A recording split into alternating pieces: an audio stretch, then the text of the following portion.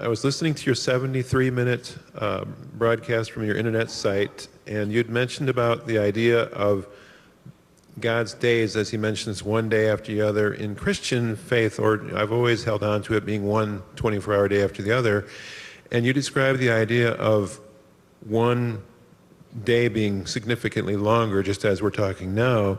And you'd mentioned about the Hebrew terms, which I've never seen the Hebrew Bible or don't know any Hebrew per se, but you've made me really curious in terms of what is the term and how is it that that this actually fits with the verbiage of the original Hebrew scripture, so that it'll help me to go, oh, okay. And I'm not tense about it. Actually, I'm quite relaxed because of the fact you're putting together brilliant science, and I've got that kind of background, not brilliant scientist, but I've got strength in this area. And so I look forward to helping me understand better about the scriptural verbiage that makes that day be as long as obviously it must be. Sure. Well, I'm going to give you a brief answer, but if you want the long answer, it's in this book, A Matter of Days. It was released just this past June. And I wrote the book with the intent of trying to bring some resolution to this debate within the Christian church. Are the days in Genesis 1 24-hour periods or long periods of time? Now, you're right. The word yom, that's translated day in Genesis 1, has a variety of literal definitions, actually 4. It can mean the portion of the daylight hours, all of the daylight hours, the 24-hour period, or a long but finite period of time. And incidentally, that's common to nouns in the Hebrew language. The word earth that you see in Genesis 1 has 5 different literal definitions. The word heaven has 3 different literal definitions. And it's simply the result of the fact that in biblical Hebrew, there are very few nouns. So whatever nouns you have, they have to do multiple duty.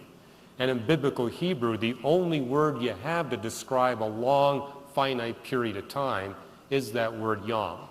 So if Moses wanted to describe a long period of time, it's the only word he could have used. Now, you heard in my talk how there are 20 major creation accounts in the Bible. What we do in this book is we take you through those 20 accounts, because the position we take at Reasons to Believe is that you want to take the Bible both literally and consistently. And so our problem with the 24-hour view is that you've got the 20 different creation accounts contradicting one another. But if it's 6 consecutive long periods of time, then all 20 creation accounts are consistent. And I'll give you a couple of examples. It tells us in Genesis 1 that in terms of the creation of human beings, both the male and the female were created on creation day 6.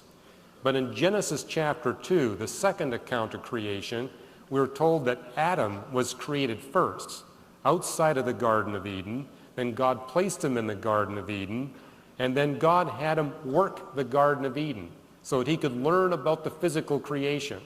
Then after that, God told him to name all the birds and mammals in the Garden of Eden so that he could learn about that part of creation that's both physical and soulish, birds and mammals being creatures that have mind, will, and emotions. Then God put Adam to sleep, took a biopsy from his side, allowed him to recover from the operation, and he woke up and was introduced to a brand new creature that, like him, was body, soul, and spirit. And in Genesis 2, it actually states the word that came out of Adam's mouth. It's the Hebrew word hapam. And everywhere else it's used in the Old Testament, it's translated at long last. So several Bible scholars have concluded this isn't a few microseconds at the end of a 24-hour day. Rather, it's the passage of several weeks, months, maybe even years between the creation of Adam and the creation of Eve. Therefore, the 6th day must be a long period of time.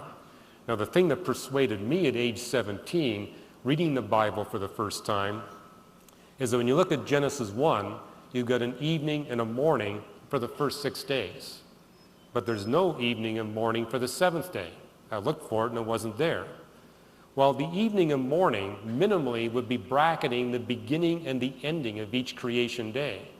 So it told me day 7, though it had a beginning, had not yet finished. And it's that period of time when God rests from his work of creation. And when I read Genesis 1 at age 17, for me it answered the enigma of the fossil record. When we look before humanity, we see an abundance of scientific evidence for speciation. But after humanity, we don't see any. Well, for 6 days God creates. On the 7th day he rests. That's why we don't see anything happening now. But that tells us that the 7th day also is a long period of time. And if you want 18 more biblical arguments, then you'll have to get the book. But what I try to do in the book is I finish it off with a set of predictions, saying if the young earth model is correct, this is what scientists and theologians will discover in the next 12 to 18 months. But if the old earth model is right, then the next 12 to 18 months, they will discover opposite things. And so we wait 12 to 18 months and we see whose predictions have come true.